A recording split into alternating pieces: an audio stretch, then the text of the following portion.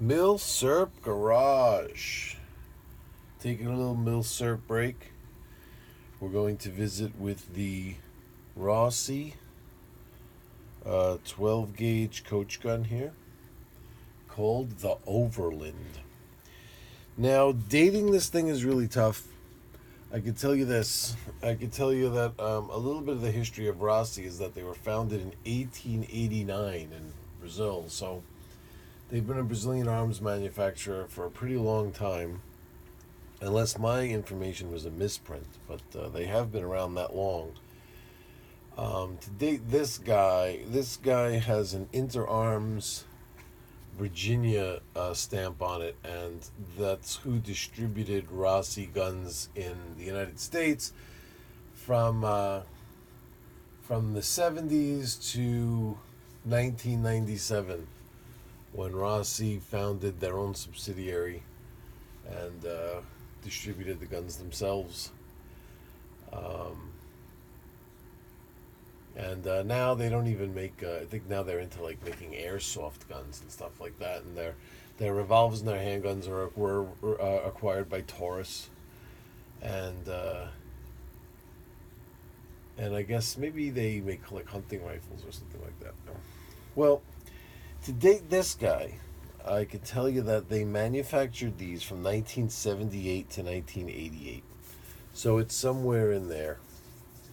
It They take 3-inch shells. They have exposed hammers. Those are 20-inch barrels, and that's the story. It looks like one is improved cylinder. I guess they were both improved cylinder chokes too. Not 100% sure, but let's take a look. You know where I was first turned on to this thing was Hickok 45. He did a video on this shotgun, and I was like, I have to have one of these. What's cool about these is they're dual trigger, right? So one trigger controls one hammer, so you can technically you have to cock them manually, because as you see, it doesn't breaking it open doesn't cock anything. It just kind of flops open, and then each I forget which is which. I'm gonna check it. Try. Yep. See, that one is that one. And then the rear trigger is the left side. Now you do have to be kind of careful with a shotgun like this, because you're not used to having a situation like this with two, and you could have the rounds in there, and you can go to lower the hammers like that, and you could accidentally put your thumb on the wrong hammer, and it will fire that shell, even though you're holding this one back, you know what I mean, if you had it kind of backwards, let's say. So you have to be careful about that. I can imagine that being an issue. You might have a misfire. However, there are safety features, like if you notice, if I push on this here, it will not contact the firing pin, because those are the firing pins right there. If you push on these, let's see if you could see in there. If you push on these, that firing pin there is coming out. Why do I feel like I'm so zoomed? I feel like I'm zoomed. De-zoom here a little bit. So, where was I? Yeah, so this is a safety feature, in that even if you're pulling it back and you let's try that again. Even if you're pulling it back and you slip, you have to actually be squeezing the trigger for it to come down far enough to contact the firing pins there. And you see when you press the open lever here, it just flops open. That you're not cocking anything like you would on a like a shotgun, that like a side by side that you crack open and you hear it actually cocking it. There's the Interarms Virginia stamp. And what do these say? Let's see. The Overland, Amadeo Rossi, made in Brazil, 12 gauge, 3-inch. Yeah, they're no joke. I mean, you blast away. They kick like mules, these things, especially with 3-inch shells like that. Oof, that's brutal. This came with it. This, I think, was the first gun I ever bought on Gunbroker, interestingly enough. If I remember correctly, I should have written that down and recorded it, but I think it was. And are they cheap? Yeah. They're kind of cheaply made. You know, are they high quality? Nah. Are they decent quality? Definitely. Are they cool? Definitely. And do they do the job that they're supposed to do? Most definitely. They're small, compact. And the funny thing about these is you can find them cheap because they're cheap. You know what I mean? You can find them kind of cheap. They're one of those. It's like one of those kind of like those Brazilian. The cheaper manufactured Brazilian guns are cheaper like that. Cheaper monetarily, and this is no exception. However, the cowboy action shooters snap these things up. So sometimes you just get like there's like kind of like a secondary market, I want to say, or something that there's something that affects that market. So it just all depends on where you're buying them. If you're buying them in an area, up in the Northeast somewhere where there's, let's say, not really much cowboy action shooting going on and people are buying more tactical shotguns or home defense shotguns, it might be cheaper.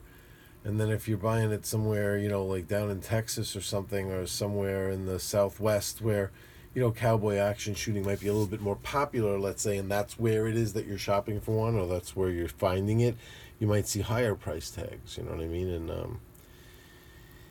And I got lucky. You see a lot of them are beat up, and I got lucky because this one is in like mint shape. So I'm thinking it's, it's kind of like towards the end of production, let's say, because like the newer ones.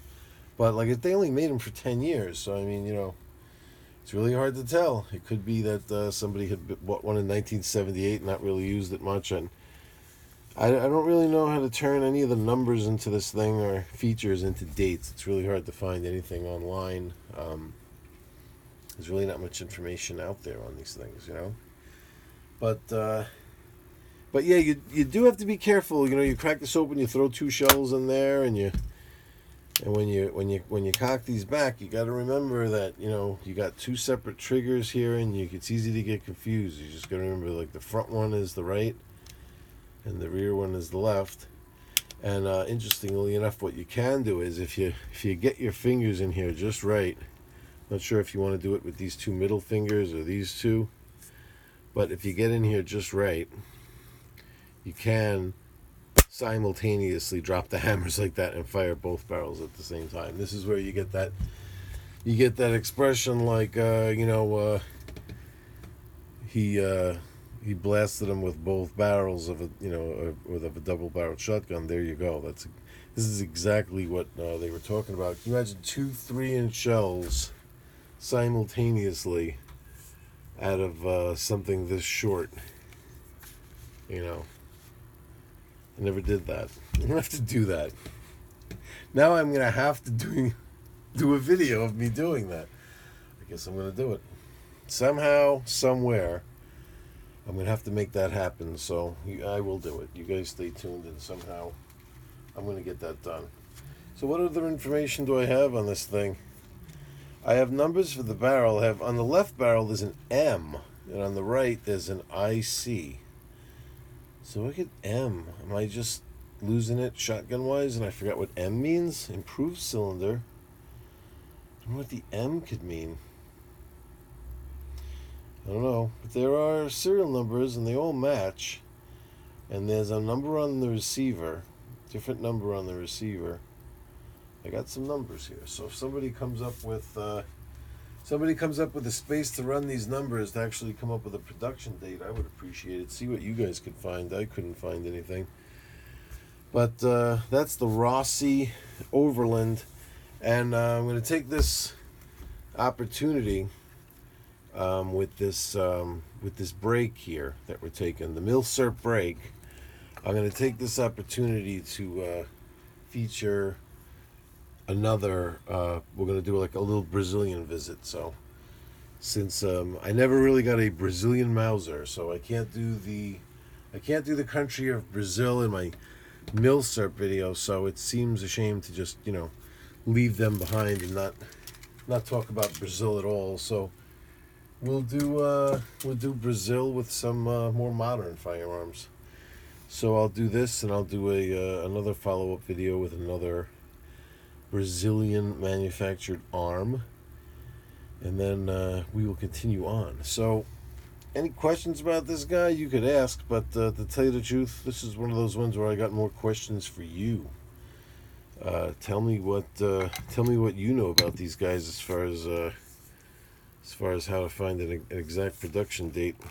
But I never really cared, because 78 to 88, that's almost good enough for me. A 10-year window for something that's, if it was made from like 1928 to 1948, I would be more, or 28 to 38, I would be more interested to want to know exactly when, you know what I mean? Is it pre-Depression? Is it after the Depression? Is it, sometimes something could be right around, like, so you say from 35 to 45, and you're like, is it pre-war, or is it mid-war, is it post-war? Those kinds of things are important. That 10-year period is important for collecting, but for 78 to 88, what's really doesn't really make that big of a difference. Made in Brazil, yeah. The lockup is nice and tight. You know what I mean? It's a nice one. You could tell that Hickok's is way used, and this is like real floppy here. It just flops open, but this still has some stiffness to it here. That leads me to believe this one has much less mileage, But check out his videos. He has a few. He has like a video where he shows it. Then he has like a woods walk. Then he has another video where he just talks about cowboy action guns, and it's in that. Then he even has another one where he does some other crazy stuff with it. You know what I mean? But I think he does fire both barrels at once. And he might have had to put some Band-Aids on or something after that, or before doing it, to protect his fingers or something. I'm not sure. There was something. I vaguely remember something going on with Band-Aids. But shotguns like this, you would think are they do serve a purpose. So it might not be a good shotgun to like have like next to your bed. For home defense, because you really only have the two shots, and like I said, it's kind of the double trigger arrangement is kind of odd. You know what I mean? And having to cock these hammers, you wouldn't want to just leave them cocked. But even though they can't get really hit and release, but I mean, who knows? That like it just seems a little dangerous to leave it like that. So you'd probably leave it like this, and then having to cock them. Not very tactical, let's put it that way. However, how cool would it be if you were traveling, like Terminator style, to have this thing in like a holster on your motorcycle or something?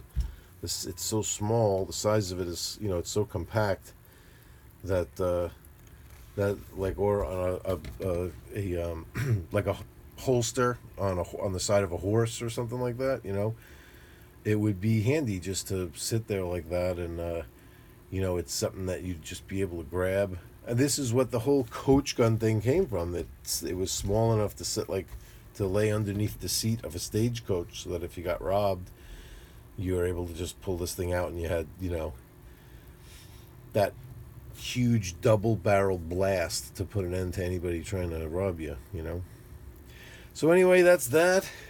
The Rossi the Overland. It's not called the Rossi Overland. It's a Rossi, and the name of the shotgun is the Overland, like L. Overland.